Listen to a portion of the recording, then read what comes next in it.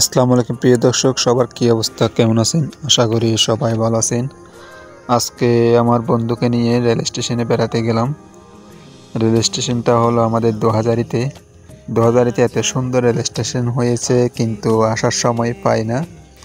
তবুও কাজের ফাঁকে সময়টা বের করে আমার বন্ধুকে নিয়ে গেলাম রেল স্টেশনে। রেল স্টেশন চারিদিকে ঘুরে ফিরে দেখলাম অসাধারণ সৌন্দর্য। আর রেল স্টেশনে যাত্রী না থাকলেও কিন্তু অনেক পর্যটকের আনাগোনা। সবাই ঘুরতে আসছে বা বেড়ায়।